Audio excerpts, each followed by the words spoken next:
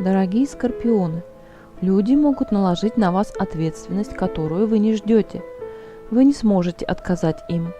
Может быть, поначалу вы будете недовольны этим, но имейте в виду, что эти люди придут к вам на помощь, когда она вам понадобится. 7 мая, среда, день Меркурия. Сегодня Луна находится в знаке Льва и в фазе первой четверти. Мы можем начать получать первые результаты от дел, начатых в новолуние. В утренние часы Луна будет образовывать квадратуру с Солнцем, а в полуденные с Сатурном. Сегодня нас могут занимать вопросы отношений с авторитетными лицами, начальством и старшими в семье. Мы можем захотеть отличиться в повседневной деятельности, вести себя честолюбиво. Возможно возникновение препятствий и ограничений в связи с некоторыми темами. Необходимо серьезно отнестись к своим обязанностям.